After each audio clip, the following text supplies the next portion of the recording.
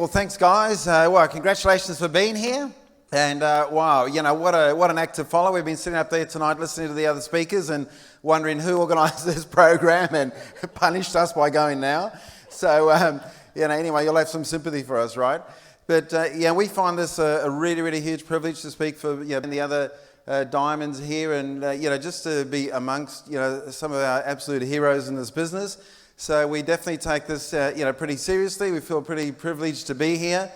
And really proud of you guys that you came out and you actually made the commitment, made the time, made the money to be here and at this weekend.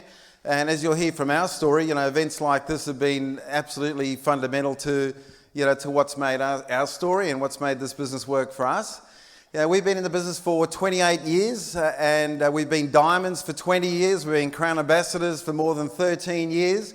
So, that's a lot of time, a lot of wealth, a lot of experiences, a lot of everything, and really, really hard to condense in a pretty short time.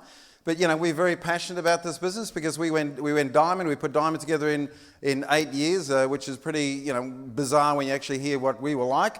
And we'll tell you a little bit about that. But, we did that part-time. I was working as an engineer. No one's ever shown me a way that you could buy your freedom and set yourself up and set your life up in a short time like that. And to this day, it only gets better and better.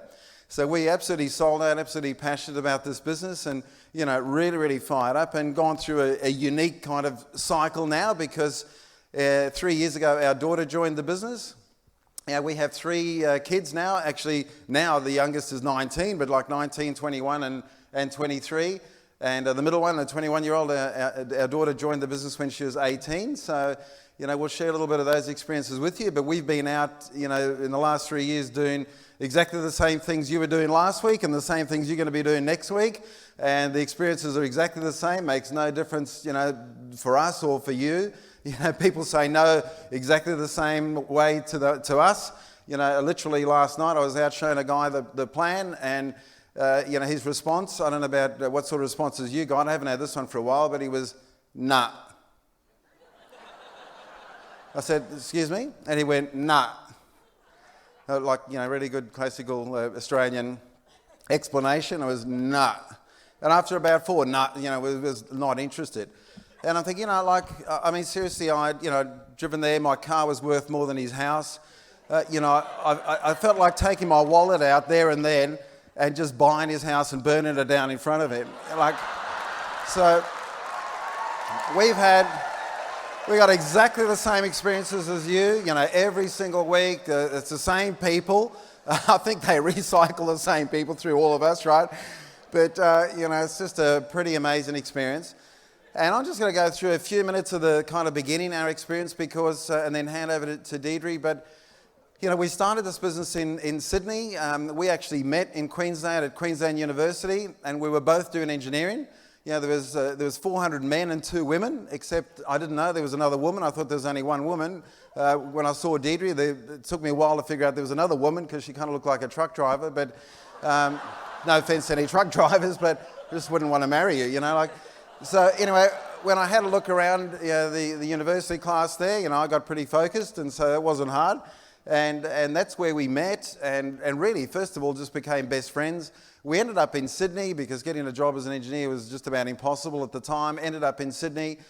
And, what disturbed me was coming out of university where everybody just goofs around and you can't wait for the weekend and you're just going to goof around on the weekend and you just got to skating through university. Nothing's really changed. And, what disturbed me was, okay, now I've got a job and I was going to kind of be serious. And I remember sitting behind my desk one day and I honestly just thought like my life had ended. I don't know if you've ever had this experience, but you can kind of see clearly where your future's going and it's not what you planned. You're sitting there and you go, it just struck me that instant. I remember exactly where I was sitting, exactly that feeling. And what really drove me over the edge was the fact that, on Monday, same as everywhere, people would drag themselves into work, absolutely like, oh man, grunt. And then by Friday, it was like, woohoo, thank God it's Friday. Anybody relate to the Thank God It's Friday club? Yeah, Don't put up your hand, that's pathetic. You know, when you think about it, I looked at this and I thought, my goodness, you know, thank God it's the end of the week. Thank God it's the end of the month. You know, thank God it's the end of the year. What are they going to do? Like, thank God my life's over? You know, like, it just like playtime. This is like people now that are out in their life and they just ticking off the weeks, couldn't wait for the weeks to finish. And when I looked ahead, I could see my boss, I could see his boss, I could see his boss.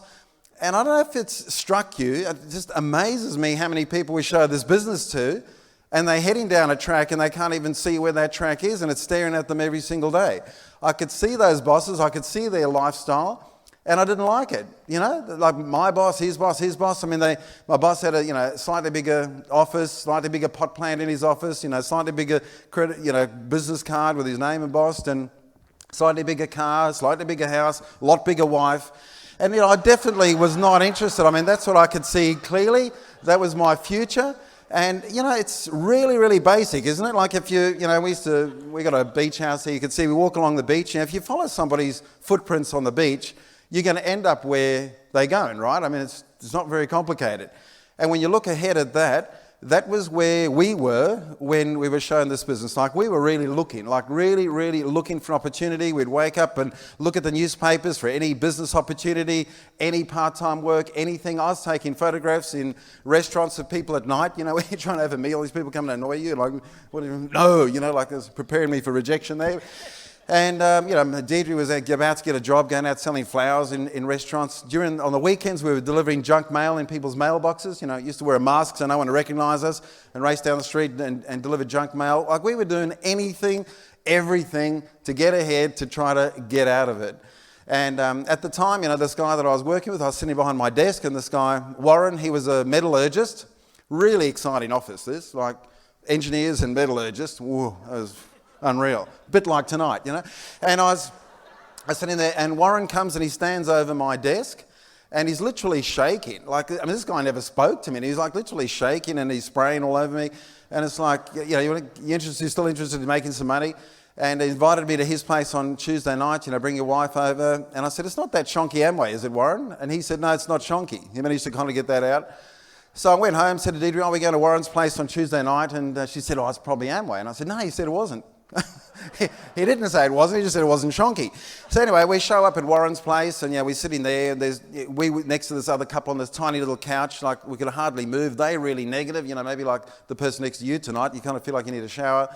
And they're just sitting there, and I didn't follow anything that was going on at all. Anyway, we see this plan, this guy jumps up, I'm in, and I'm thinking, they probably paid him. Anyway, we're driving down the driveway later, and I'm thinking, boy, that really sucked, that was just not good. And I said to Deirdre, well, what do you think of that?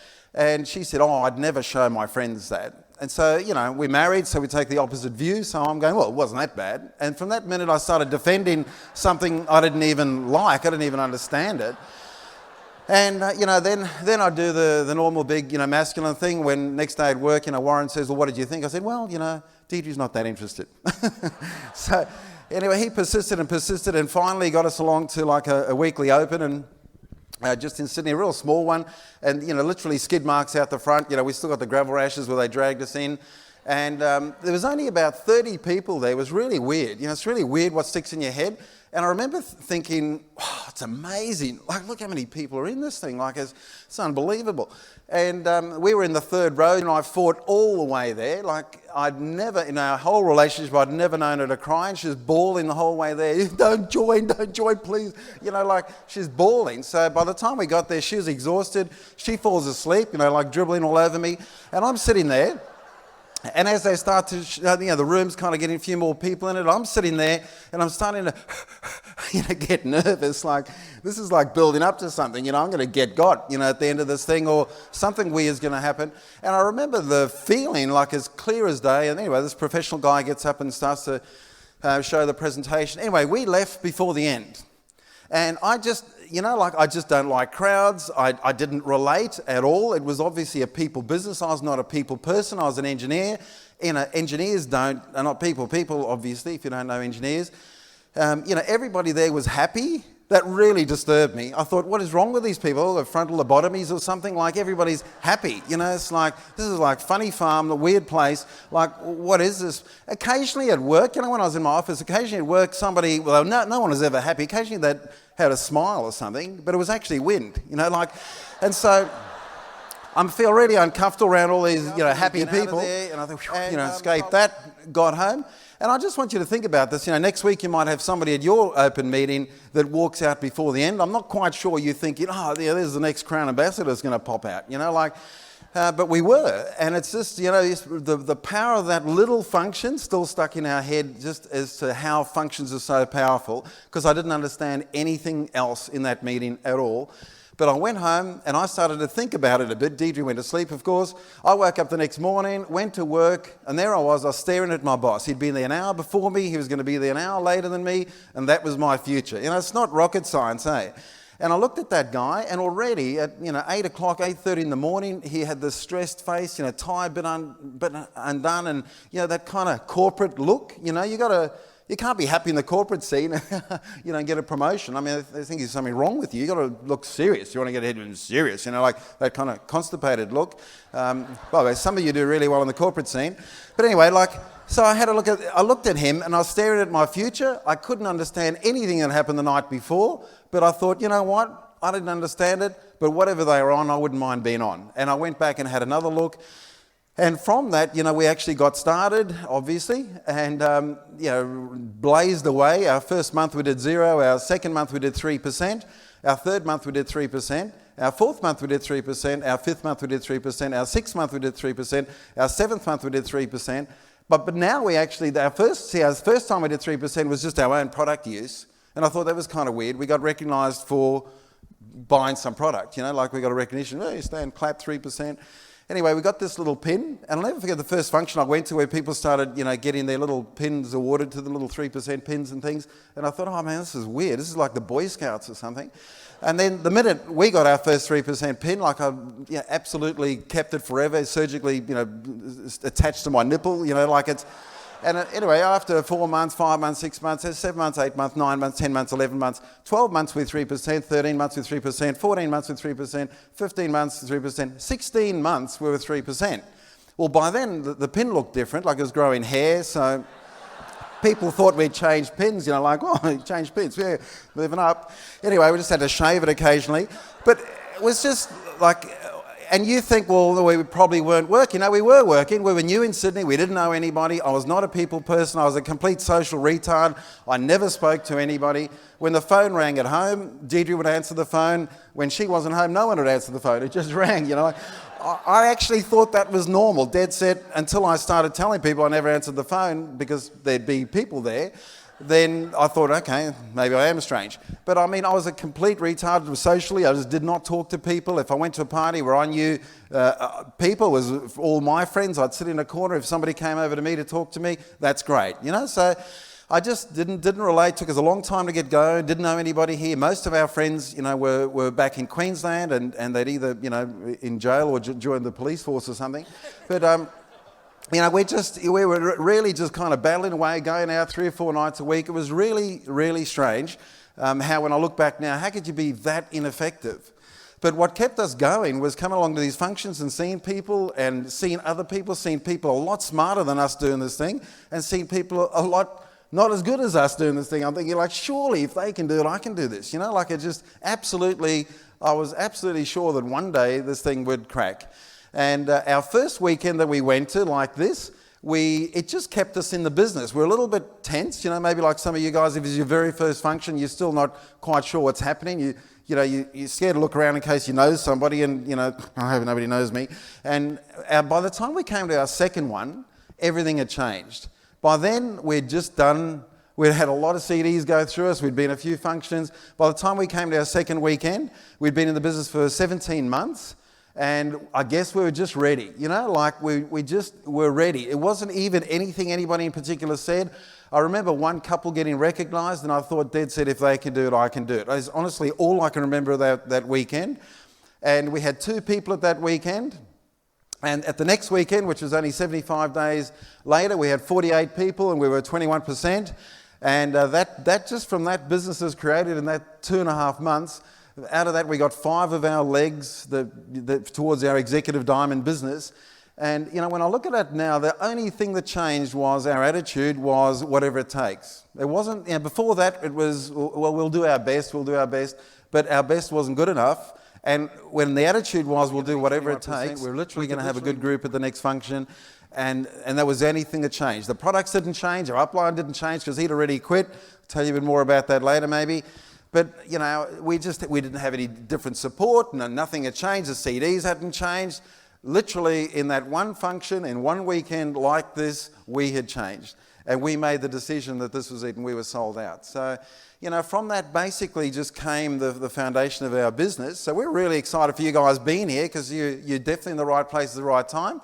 And, Deirdre share a few things about her story, and I'll come back and maybe just talk about some of the right things to do when you leave here that we still do to this day because we find up about what we're doing. And it's no secret. What I love about this is it's predictable. But, I had over Deirdre. I mean, we were best friends at university, and I don't know what relationships are supposed to be like, but it started like that, and it's maintained that way. We're still best friends. But, a lot of credit to her because out of 400 guys at university, she had a few choices there. And, I remember her kind of, trying to ask this guy, kind of this Brad Pitt lookalike, ask him out one day. And he said no. And then she went for the smartest guy in the whole class and started to ask him out. And he said no. And then when she asked me for the 3rd time, I just couldn't say no for the 3rd time. So here she is. Thanks.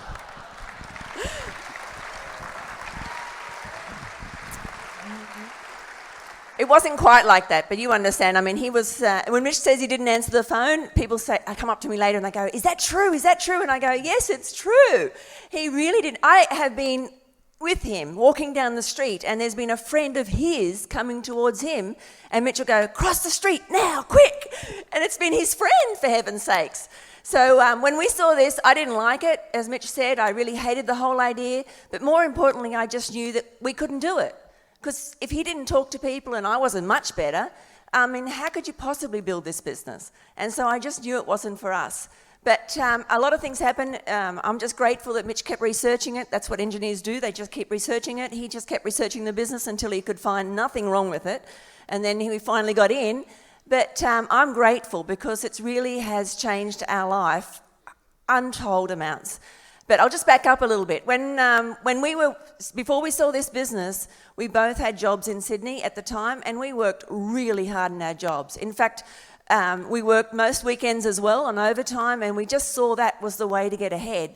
And we worked so hard. But when we weren't working on the weekend, we were fighting, basically, because we were fighting about what we were going to do in the future. And I don't know if you're a married couple, I don't know if you ever had this discussion, but Mitch would say to me, now what are we going to do now? Because he was such a planner. He always planned things. He had, every New Year's Day, he'd plan out how we'd advance financially for that last year, and he'd make the plans for the next year.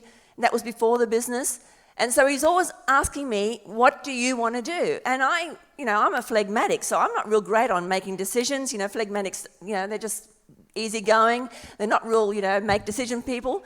But I had some basic things. I used to talk about a lot of things. And Mitch he could just never get it. I mean, I just think women are very easy to understand. Truly, women, we are so simple. Women are only really interested in one thing, everything. And Mitch didn't get it. He'd always say, what do you want? And so I had a few things that I wanted, and we'd have this big discussion because Mitch would say, you just have to pick one. And the things that I really wanted was, number one was travel. I really wanted to travel from about the age of 13. I had a list of places around the world that I wanted to go to. I picked my career based on if it had any travel in it. And I just really wanted to, just get going. And Mitch would say, well, do you want to travel this year? That means we just quit our jobs now and go. But I also wanted other things. I wanted a career that was really fulfilling, but also paid you for what you did fairly.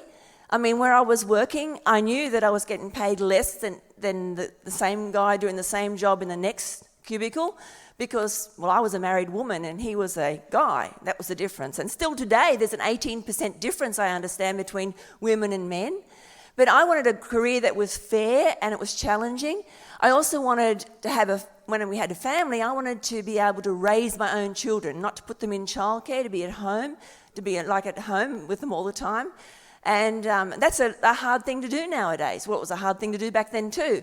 But it's a hard thing to do now because it's financially a big decision to decide I'm going to stay home with the children. And I read a survey that said recently that I really feel guilty all the time about putting their children in childcare. But now there's a new twist. Mothers that stay at home now feel guilty because they're not contributing financially to the household. And so now you have mums that are just guilty all the time. And it doesn't matter if you're working or not working, you're just feeling guilty. But this business allowed me to really just to be at home but contribute to the family income as well. But I'm jumping ahead of myself. And the third thing that I wanted was a bit of lifestyle. We were new in Sydney at that stage and we were really struggling. We were trying to, pay off a mortgage, we were trying to get ahead, and we really didn't have a lot of funds. And I don't know if any of you will understand this, but we were, Mitch was a planner and we planned to the nth degree. In fact, we were sleeping on air mattresses. And then you think, was beds that expensive? No, beds weren't expensive, but it was more than we were prepared to pay. And so we slept on air mattresses for about 18 months in our unit to save money so we could get ahead. And I just wanted to have a little bit of lifestyle. Like a softer bed would have been fantastic, and food you could eat on the table would have been great, and a car that started. Women, I want cars that start. As soon as it doesn't start, it's gone. And so I wanted those four things: travel, career, family, and lifestyle. And Mitch would say, well, which one do you want? And have you ever thought about how you can combine them all? Truly, have you ever thought even just combining two? If you try and combine your career with your lifestyle, you just have to look ahead. Most people don't have a great lifestyle if they've got a job. I mean, it's just this, it just doesn't come. The money doesn't come thick and fast. If you looked at your pay packet lately, and I didn't know any other business that actually had a recurring income, so you could have a lifestyle that went with it. Family and travel. That's why most people go to caravan parks at Christmas, because that's the travel part with their family. I spent most of my childhood times in Christmas times in caravan parks. And that's about as much travel as most people see. I didn't even get a passport until our first Achievers trip.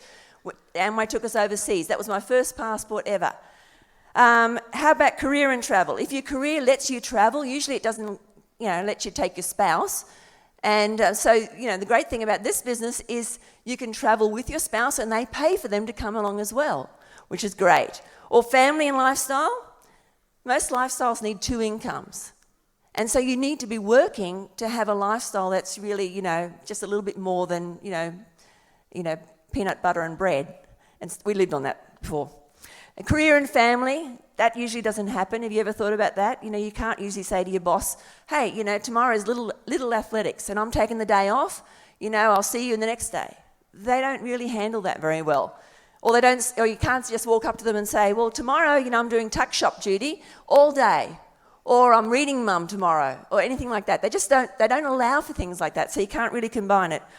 Or travel and lifestyle. That usually doesn't happen because you just don't have enough money to be able to travel and just be able to have a house at home. Our best friend travelled for 2 years, but when he came back from travelling for 2 years, he started from zero, actually behind zero. And so there was just little chance of being able to combine things. So when I said I wanted everything all at once, it was just about impossible, totally impossible. But we started with this business extremely badly. People think that we couldn't be joking when we were 3% for 16 months. We were so bad. We were working hard, but we were really, really bad. And, we showed people after people after people, and they just said no. And part of it was, after a while, you get so dejected when they don't even have to say no. You just look at them and say, well, you wouldn't be interested, and walk out. And that counts for a no in your head. But we learnt the business. We started with the business. We learnt it. We just worked at it, and eventually we got it. It was lots of things, and Mitch will cover that later, things that helped us. But in doing that, this business has given me everything that I wanted and put it all together. The first time I realised what this business has done for us was in 1995. In 1995, we were already diamonds. We'd been diamond, I think we were probably EDCs. And we spent 6 weeks traveling with our children through Europe, actually around the world. We went through Europe and then back to Hawaii. We were traveling with our kids. We had a nanny with us.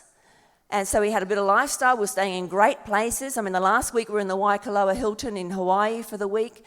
And as we were traveling with our kids, we'd sightsee and then we'd stop and we'd do a meeting for our group. We'd sightsee and then we'd stop and we'd do a meeting. And I remember when we got to Hawaii, I was lying on the beach and all of a sudden it came to me. I went, we have traveled with our family doing this business and it's been pretty good lifestyle. And I realized that all of it had come true. And I was just like, wow, when you have a goal and you really know what you want, you can have it. It's just up to you to know what you want. And for a lot of people, they don't know what they want. And after that, there's been lots of things. I remember we were traveling in 2002. It gets better. And as we were traveling in 2002, I remember we were traveling with our kids. We were actually in Spain, and we were in Italy for 7 weeks. And we were there with our kids. So we were traveling. We had our family with us. We were staying in great spots all over the place in Italy. But we didn't even do the business.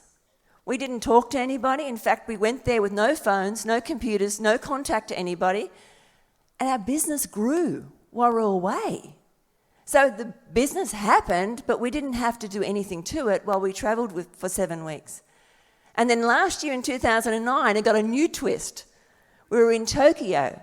And as Mitch said, our daughter has started the business and she qualified for Achievers with us. So not only did we were travelling with our family and we were staying in a great hotel in Tokyo, but we also, Amway paid for the family. So the business paid for us as a family, not just as a couple. Now it was paying as a family holiday. So I don't know, when I think about things like that, the main point I want to make is your dream is the most important thing. You're here at a weekend. This is your permission to dream. What is your dream? What do you want?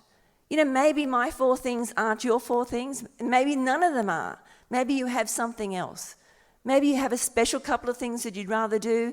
Maybe it's 3 things. Maybe it's 5 things. The most important is that you know what they are. Because if you know what they are, you can have them. The business has given me the 4 things, but it's also given me lots of other things as well. The business has allowed us to learn about health. So we've got health as well as, just with the nutrition and the NutriWay and the great products that we have. It's also given us skills, personal development. The skills that we've learned in the business has certainly helped our marriage. People say to us, what would have happened if you hadn't built this business? And I can tell you for certain that we were friends when we got married. But by the time we'd been working for a while and the stresses, I can guarantee that if we hadn't got in this business, we wouldn't have been still together. Because it wasn't working. We never saw each other, we never talked to each other. I mean, he didn't talk to me, didn't talk on the phone. It was not really working very well.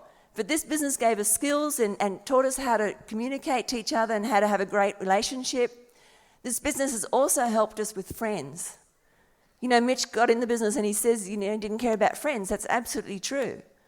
But when you do life together in this business, you get a lot of friends. If you can help someone make a couple of grand a month, I tell you, they're good friends. They start to like you. If you can help them make 40, 50 grand a year, they like you even more. And the point is you can do life together with friends, and it's absolutely fabulous. And you get to just change a lot of people's lives.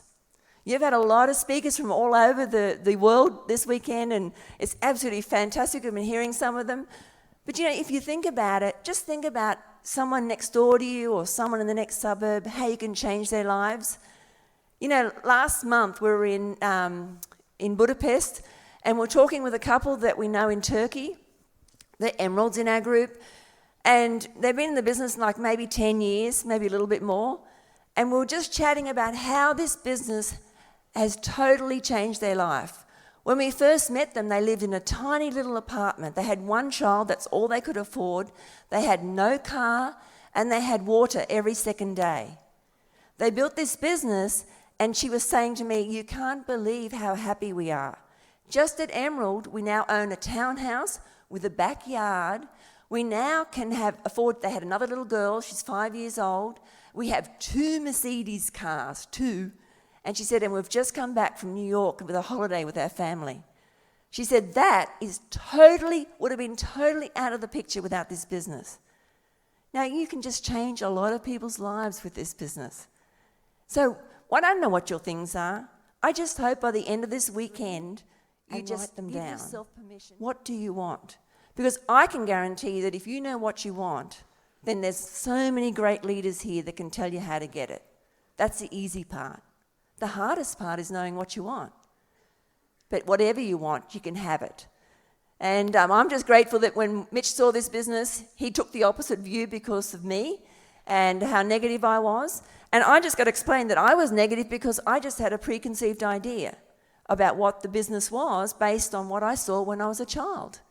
And we lived in the country up in northern New South Wales, way out in the country, and my mother on a Saturday afternoon used to buy fruit and veggies from a guy that came out from the local town with a truck with fruit and veggies. And he was a new Australian. He didn't speak much English, but you don't need much English if you're selling an apple and a banana, truthfully. You don't have to explain this is an apple or this is a banana. Most people know what they are. And so he sold these fruit and veggies every Saturday afternoon, and then he joined Amway. And when he came out, he never explained the products. My mother bought them. We never knew what to do with them. We just stuck them in the cupboard and they stayed there. And I thought that's what you had to do when you joined this business. In fact, I can remember saying to Mitch clearly, but we don't own a truck. So how can we do this business? And I'm just grateful that Mitch just didn't listen to me, didn't believe me, and he just kept researching it and we got into it. So I'm going to pass you back to Mitch, and he's going to explain, a little bit more about what happened to us. But the best thing that you can get out of this weekend maybe is just hope. That if we can build the business, you definitely can build the business. Because what you see on stage here tonight with us is just a process of doing the things that you're doing over and over and over again for many, many years, and you can change. But everybody here is probably way better off than where we were in the beginning. So I'll pass you back to Mitch. And it's been great being here.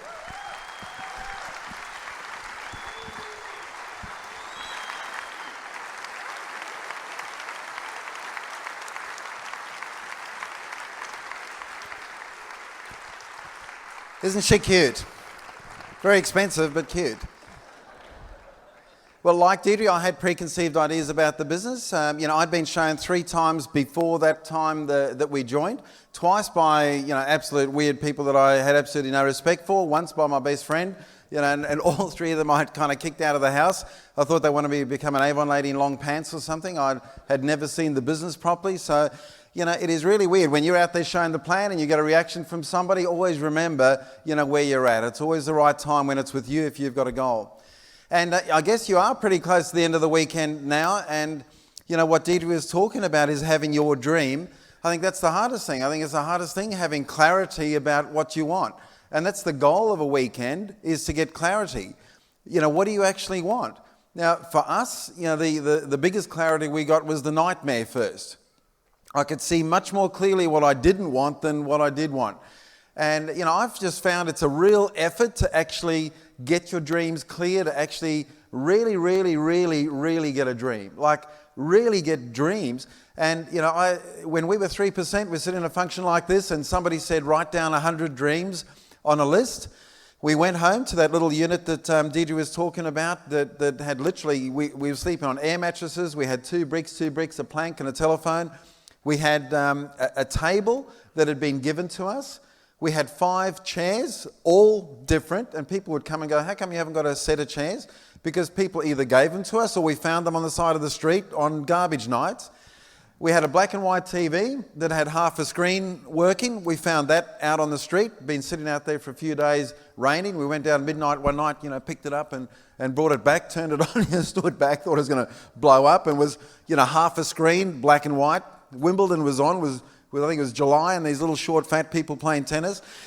And we went back to that little unit, we sat at that table, a window to my back, and wrote down 100 dreams. At the time I got to 97, It amazes me, firstly, how many people can never actually, don't get to 100. We say this often, and people get to, 20 or 30. Men are the worst. But to write down 100 dreams, just crazy things, little things, big things. And that was, for us, the beginning of a process that started to figure out, what do we really want? If you really did have time and you really did have money, what do you want? And, I don't know about you, but I get shocked, thinking that how close to the end of the year we are. Like, my goodness, here we are. Was anybody at New Year's Eve this year, one of your New Year's resolutions was, I'm going to have a worse year this year than last year? That's my plan, a worse year. But I mean, for a lot of people, it is a worse year. And for some people, it's just not as good as you maybe thought. And for me, mentally, I'm thinking like it's June or something, and here we are, it's almost November. And you think, okay, let's talk about 2020. What would you want by 2020? Just transform yourself out there. What's the picture? What is the dream? What would you really, really like? And for me, that's been a really, really fundamental goal-setting exercise, dream-building exercise. Like, I literally draw out a timeline. I add 10 years to our ages, and I go, if you're 30 now, you'll be 40 then. It's not rocket science, right? Not very complicated. If you've got a 6-year-old and a 4-year-old and a 2-year-old, you can have a 16-year-old and a 14-year-old and a 12-year-old. Life is very different. But what is that picture that you want? Start to think about what you want. Because it's really weird how we will go out day after day after day, going to work, going to a job, backwards and forwards, or even in this business, going out, showing the plan, without a picture in our mind of what we want. And it's kind of like having a jigsaw puzzle. Has anyone, I don't even like jigsaw puzzles, but have you ever done a 1,000-piece jigsaw puzzle? Imagine if somebody just tipped out 1,000 pieces on the ground and never gave you the box. So you never saw the lid of the box, you never saw what the picture was, and you got these 1,000 pieces and you're trying to put them together. That's what most people are doing with their life. They're going out every single day, working towards what? Like, they don't even know what the picture is. And so, to get that clarity and work on that clarity, it's not something that just, somebody's sprinkle their magic poo-poo dust on you and suddenly you're going to have it. That's a real effort that you got to work out and figure out what you want. And when you start to figure out that by just looking ahead at 2020, what does it look like? Just dumb stuff, just that picture of your relationships with your kids. I grew up in a family where I had absolutely no relationship with my father at all. I never even saw him. He had his own business. He was a complete workaholic. Like, I literally saw him when I was 16, for the first time practically.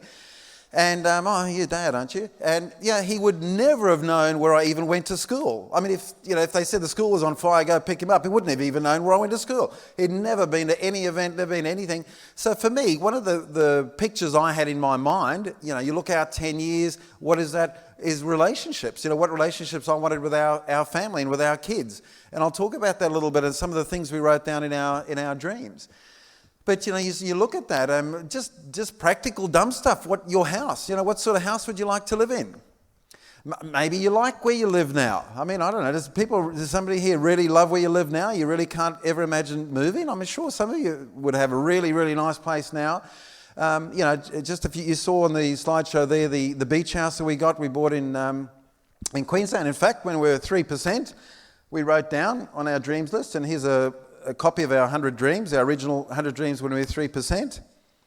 And on there, we had a 10,000 square foot beach house. And sure enough, we ended up, in fact, 12 years ago, we bought that house in Queensland. And I'll never ever forget that first morning, just waking up. And it was real early, like the sun was blazing in over the ocean straight in. It was about before 5 o'clock, like 4:30, 5 o'clock. And I woke up and I got up just so bright. I went out and sat on this balcony overlooking the beach and looked at that dreams list and just went tick, it was just incredible to get another dream. But about a few months later, about 6 months later, I noticed, there's some noisy neighbours. We got 9 units next door to the beach house. And there was some noisy neighbours there. So, I don't know, you might like where you live now, but maybe you don't like your neighbours. So we started buying them out. And we moved them, you don't have to move, you can move your neighbours. It's not a problem. So we started buying the neighbours out. by the time we got to kind of number 3 or number 4, these other guys started thinking they were going to get rich, which they actually did. Because by the time we got 9, it was $3.2 million later, we managed to get rid of our neighbours.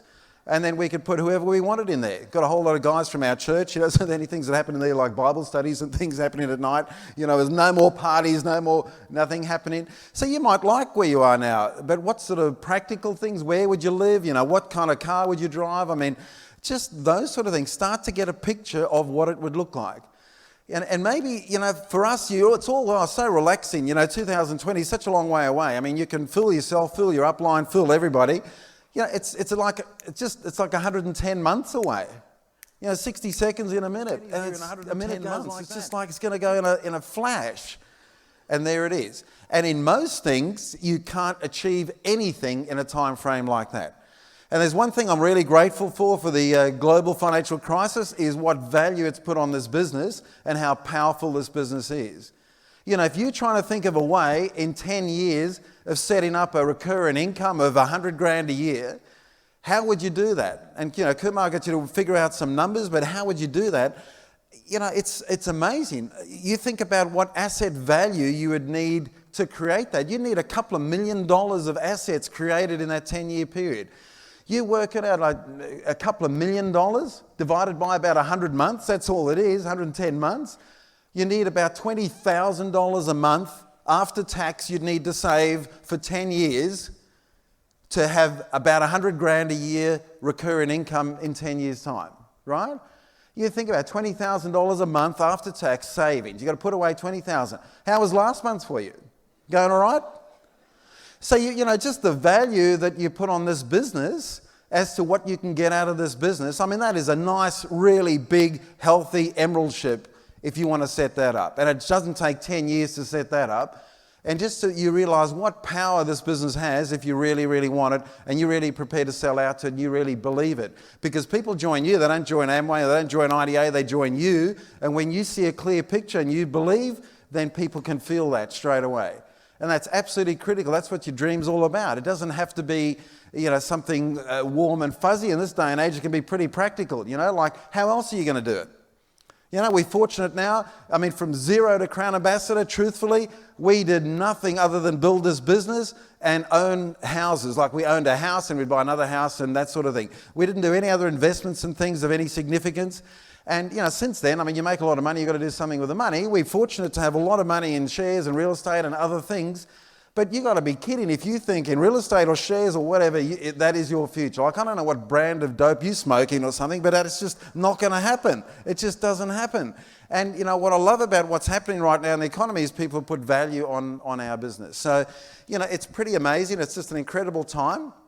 But there are some things you got to do, and having the dream is one of them, But, your intentions are just not good enough. If you leave here and you get out of here and, I'm going to go diamond, your intentions are just not good enough if that's all you got. You got to be on the right direction, doing the right things. And you got a proven system here as to exactly what to do. This thing's a diamond machine. It's pumped out diamonds all over the world. You got this beautiful proven system. If you understand it and you use it, that you can actually get the results you want. And it's such a unique time to actually understand that and to sell out to that, because you've got no competition out there. Nobody else has got what you've got in terms of offering the next guy you go and show the plan to his future. It's just super, super powerful. And when you look at your direction is more important than your intention. If you get on the freeway and you're heading towards Melbourne, it doesn't matter how fast you go. It doesn't matter how much you pray, how much you think, how much you meditate, you're not going to get to Brisbane. If you're on the freeway going to Melbourne, you're going to get to Melbourne. That's your direction, right?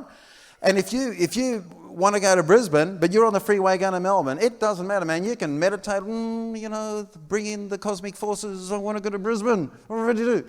But at the same time, if you get on a plane and you're flying to Brisbane, you don't have to believe you're going to get to Brisbane, you're going to get to Brisbane.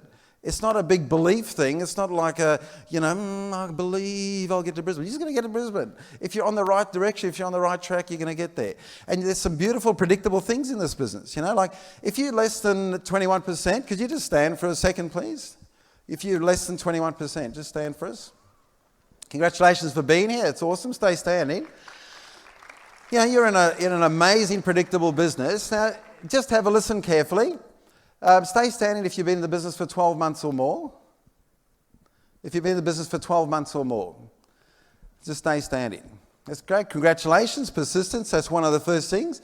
Now, just listen. If you have shown 15 plans a month, every single month for the last 12 months, every month, you've not missed a month, you've shown 15 plans a month for the last 12 months, and each month you've introduced just 2 people each month. So every month you showed 15 plans, every month you introduced 2 people, just for 12 months, just the last 12 months, but every month, you never missed a month. Stay standing, please.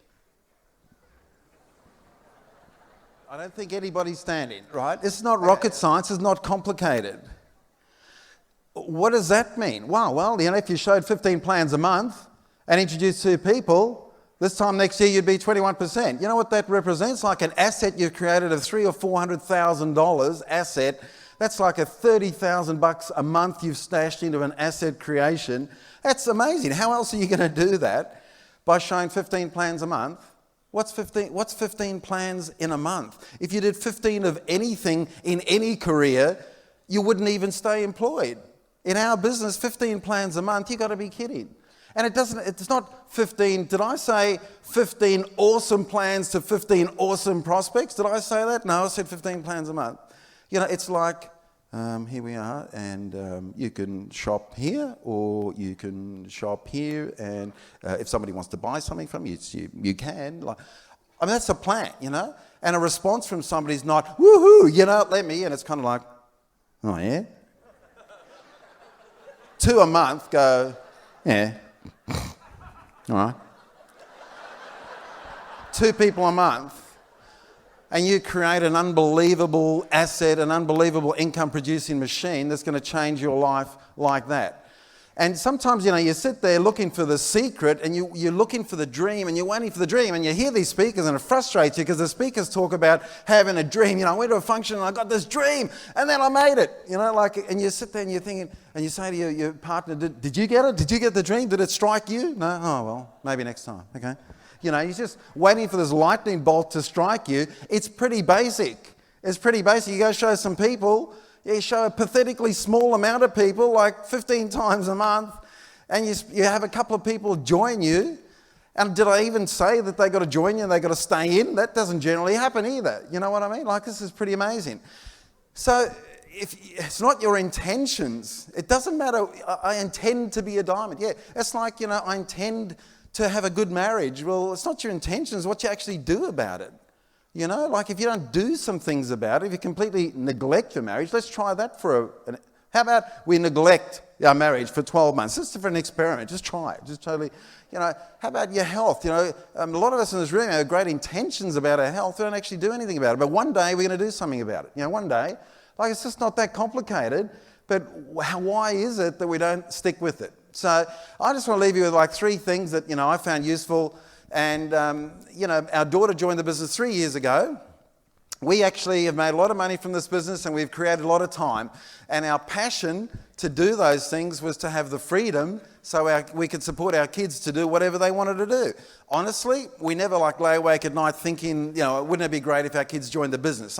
It really was not. We built this business to get the freedom so that we could do whatever we want. We were passionate about our family because I grew up in a really dysfunctional family and I wanted to have a great family, Simple as that. So there's 3 things that we told our daughter. Now, I'd already had 25 years experience in this business, sold out all the time. We've been consistent in this business. We've loved this business. It's been what we do all the time. No problem. Love it. I even like showing the plan, even like, stupid things people say to you. So when the most important IBO ever in your life is going to join you, what would you say to them? Now, what would be the thing that you would say to them? What would be the number one thing that you would say? And the number one thing we said to our daughter, and think about it, you got an 18-year-old, okay, we got time, we got money, we got resources for them to do whatever we want. I don't want my 18-year-old daughter in 10 years' time to come up to us and go, well, thanks a lot, I just wasted the best 10 years of my life doing this Amway thing, right? So it's pretty full on for us, pretty are we going to be glad about this or not? Am I going to be clear? Well, we were crystal clear that this is absolutely the right thing to do. There's no question about that. And we know a lot about the business. We know the good things, the bad things, and we're absolutely clear this is the right thing for her. But what was the first thing that we taught her? I don't know what you would think, but what was the first thing? What is the first thing? Hey, Tam, what do you need to do first thing? Okay, the first thing, we don't have much time, I'll just tell you. was to develop a CD listening habit. That was the number one thing in my experience, is to develop a CD listening habit. You can get fired up here, you can see diamond clearly, you can see your dreams come true clearly, and by Tuesday you're in a fog and you don't even know what's going on. It's amazing how we work. My experience is CDs are the only thing that keep you focused, keep you going. You need one CD a day just to break even with life's negatives. You need 2 CDs a day to start moving. I mean, that's just, I say 2 to 5 CDs a day. Now, is that like, there's a lot of important things in this business. I mean, using the products is important, real important. Okay, I can't believe how many people will come to even a function like this and then go home and not even use the product. I can't believe that. It just amazes me. You know, for us, we're sold out. We threw out everything else. When we were 3%, we were committed to the product. This is not a big decision. Like, people let this stop them, succeeding. I mean, stop them getting all their dreams come true. Man, I mean, I remember the first time Amway had underwear, and I don't even remember what brand it was, but quite a few years ago, they were bad. You washed them once, and the elastic just went. So, to keep them up, you had to kind of walk like this, and then they'd keep up. And you could go to a function, and you could see who was, 100% user. Like, there he is, this guy's using his. Man, we just use everything. We just use everything. I don't care. We're sold out. It's our business. But amazing, yeah, products are important, But I've never gone in the laundry and looked at a box of S8 and gone, I'm going diamond. Never. I can't remember that. I've never been brushing my teeth, with Glister and gone, I'm going to go diamond. Like it was a CD. It was always a moment when we listened to a CD that we got clarity. And yeah, great stuff happens at a function, but there's just not enough functions. If you had a function every day, that'd be awesome. But take the function with you everywhere you can go. Developing a CD habit is the most powerful thing that I know. I know people that have read lots and lots of books. I've got people in my group that have written books, but they haven't gone diamond. But I've never, ever, personally, I've never met anybody that's listened to 2 to 5 CDs a day, every day, and not built this business. Never. So you want to leave here and you want to know, like, what could I do? What's the right direction to get on? I'd suggest that's probably a good clue. I thought I'd probably share that with my daughter, don't keep any secrets from her. That was the most important thing. First thing we did was gave her a whole bunch of our CDs and save us talking to it, just so she could go listen to those. So this is not complicated, but why CDs? Because a lot of stuff goes wrong. A lot of people you show aren't the right ones. They're just not the right ones. It's like an IQ test, this thing, isn't it? And you show people, oh man, it's an IQ test. It's really simple. But I mean, the same things happen to me as happen to you. A couple of weeks ago, I was doing a meeting in a house. There's supposed to be 50,000 people there. There wasn't. But there was this dog that was blind, literally little dog blind, and this Doberman that was locked in the laundry. And I'm trying to talk over this in the laundry, and this blind dog bumping into the furniture. And have you ever been in a plan where everybody's just looking at the dog? Or looking at the child that just walks through, or the budgie, or whatever it is? Same thing happens to me as you. I needed a CD on the way home. Like, I'm thinking, what on earth am I doing this for? It's the same thing as you. It's absolutely normal, the same experiences every time. The number of times, I show the plan to somebody and they're completely fail the IQ test and drive me nuts. I feel like buying their company and firing them. You know what I mean? Like, it's just pathetic, but the same thing happens. That's why you need CDs, to keep going. But you know what? You need 6 good people to be a diamond. That's all you need to be a diamond, 6 good people. That means you need 6 good nights to be a diamond. That's it. We don't worry about how many bad nights we have. We go out there every single night and do it. But stuff happens. And, that's the real reason you need CDs is for mental toughness. But that's not this business. That's everything. You got to be mentally tough in everything to make it. It's just so easy in this business compared to other things because you're spoon-fed the stuff. But if you don't use the stuff, it doesn't work for you. But my experience is it develops a mental toughness. It keeps your clarity. If you get some clarity here and you go out of here and you've got a CD listening habit, you know why that's number 1? And number 2 is not even relevant unless you do number 1, because on the CDs you'll hear everything else. You'll hear on the CDs you've got to show the plan. You'll hear on the CDs you've got to use the product. You'll hear on the CDs you've got to go to the functions. You'll hear on the CDs you've got to use the CDs. Okay? So the CDs will tell you everything. So it's not rocket science. But it's absolutely essential. And my own experience, my own observations in this thing, are the people that listen to the most CDs are the most fired up and get the most growth. And the groups that listen to the most CDs and move the most CDs have got the fastest growth. That's just my experience, just the way it is. When you're dealing with somebody who listens to CDs, it's completely different to somebody who's not listening to CDs. And I don't know what it is. Funny how many people will join this business and say they're going to buy a product and don't. But it's amazing how many people join this business with no intention to do anything other than build a business. They listen to a couple of CDs, go to a function, they buy lots of product. They move the product. The second thing that I said to my daughter was to be a 15 planner. But I said, 15 plans a month. Don't trust your emotions until you're shown at least 15 plans a month. Because your emotions are going to lie to you. This business is horrible when you haven't got that basic energy. Now, 15 plans is not a lot. It's not hard to organise that. And the thing is, it's not 15 great plans. When you go out next week and show the plan, you're going to think this is not normal. You need to understand normal is weird. In our business, it's weird. It's not the 15 good plans a month. It's just the attitude of just, I'm going to keep going, I'm going to keep going, I'm going to keep going, I'm going to keep going. When I look back, I had bad experiences last week, last month, last year. When I look back when it was tough, when we were trying to build this and had no belief and no understanding of the business, I remember, one night leaving, I used to work out at Padstow, and I was leaving Padstow, and you go to the car park, bye, hurry, see you, bye, everybody's going home, you got to rent a DVD and watch a DVD. And I was getting in my car and I drove 3 hours to Bathurst, flat out, nothing to eat, just to arrive there for an 8 o'clock meeting. Knock on the door. I just got there just in time, like 5 minutes to 8. The guy opens the door and he goes, "What are you doing here? Like, the meeting's tomorrow night." And I went, "Yeah, just checking, tomorrow night good?" And drove, 3 hours back. Did that ever happen to you? I don't know, it's happened to me a few times. I just got my nights wrong, but most people would quit if something like that happens. I can remember driving out of Narra once for a meeting. I had just bought a new suit finally. And I think we were Platinums. I'm driving out of Narra to do a meeting from Sydney, about a 3-hour drive. And I'm eating a burger and it spills on my lap. And there's just stuff, brand new, first time I've ever worn this. Next thing, I'm in a service station, rinsing these trousers and the blow dry. You got your pants off in the toilets there, blowing your pants. People coming in, it's all right, I'm going diamond, don't worry about it. But that's normal, Normal is driving back late at night. I don't know if you show the plan and all your bodily functions stop, but the minute you get in your car, all of a sudden you need to do stuff, you know what I mean?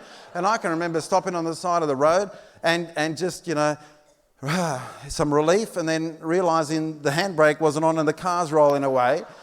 And you got mixed emotions, this is good, But anyway, you go charging after your car that's rolling away.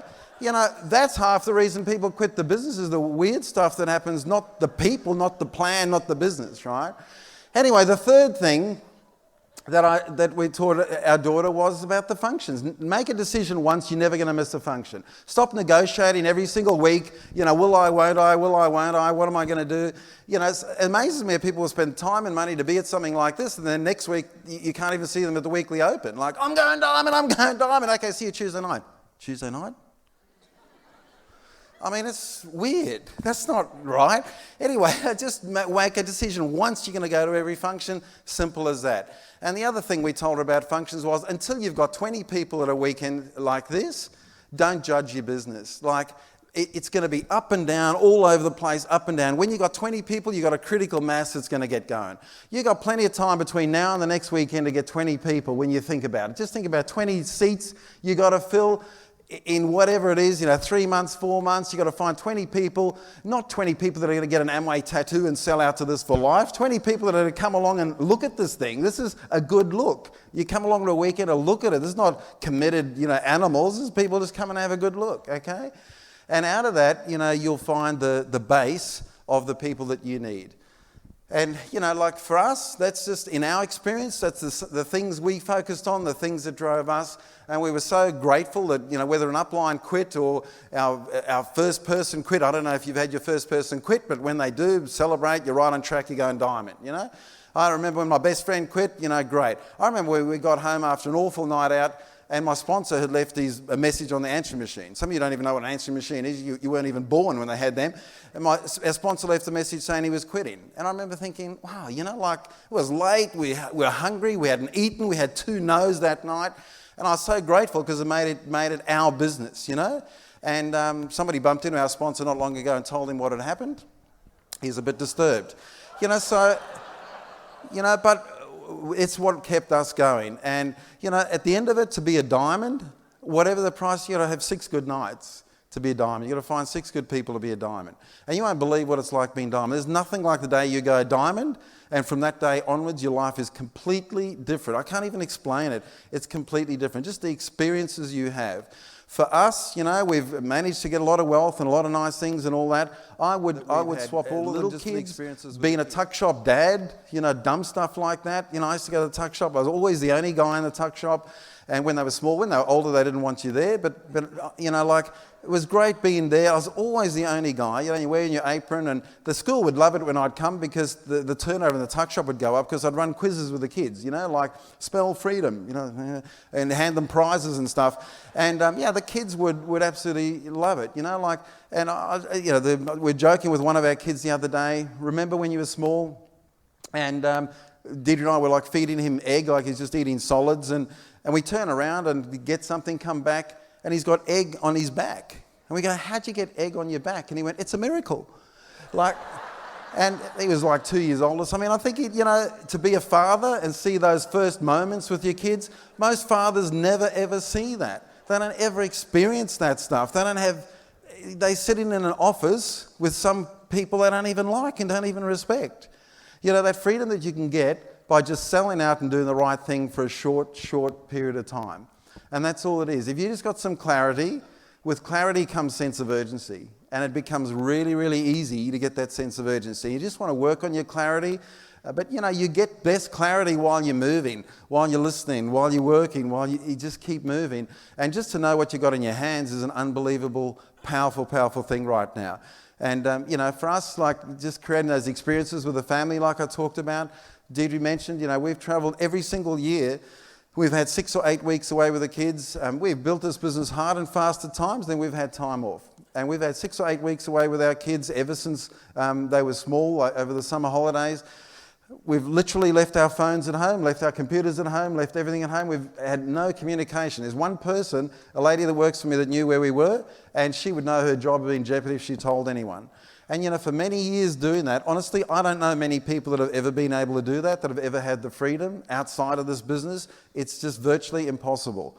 And the experiences to literally have lived in countries like Italy for weeks at a time, in Africa for weeks at a time, in France for weeks at a time, in the US for weeks at a time, in and around building a great business, you know, around the world, around Australia, and absolutely loving it. Like, yeah, I just don't know how else that is even remotely possible. Like, I just don't know. And part of it, you know, we also decided to create experiences for our family. Like even New Year's Eves, you know, like last New Year's Eve, you know, we were in Aspen in Colorado, you know, not the one near Bathurst. We were and just, you know, we're there for weeks in a beautiful resort, you know, beautiful celebrating. Has anyone here been in Aspen for New Year's Eve? A few years. Anyway, the year before that, we were in Las Vegas for New Year's Eve. You know, it was insane. Like, Las Vegas is insane at the best of times, but anyone been in Vegas for New Year's Eve? I'm sure someone has. And then the year before that, we were in Hawaii. We rented this beautiful beach house in Hawaii, and right near Diamond Head there, beautiful 1 acre property. Anyone been in Hawaii for New Year's Eve? I'm sure a few of you have. And just those experiences we could clock up. The year before that, we're in Zermatt in Switzerland. And we were there in the Monsavin Hotel for like 3 weeks, beautiful place. Most people came for 2 or 3 days. And fireworks and ski slopes and great. You know, that day we skied into Italy. This is so cool, skiing from Switzerland into Italy. But anyone been in Zermatt for New Year's Eve? Yeah, cool, awesome. And the year before that, we're in Barcelona, one of my favourite cities in the world, in Barcelona, celebrating New Year's Eve.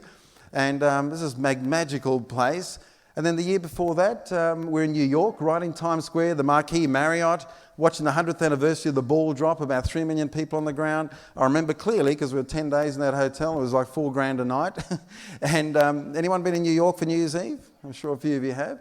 And the year before that, we're in Whistler. We rented this beautiful penthouse overlooking Whistler and celebrated New Year's Eve in Whistler. Anybody in Whistler for New Year's Eve for a few weeks? Yeah. You know, before that, when I was an engineer, you know what New Year's Eve was? With a few people like 10, 9, 8, 7, 6, yeah. Happy New Year. You know, whatever. You got an opportunity to create a life and design your life. There's nothing like being a diamond. And congratulations for being here. And we're absolutely fired up that we were invited to be with you. And we really hope to hear your story sometime. Thanks.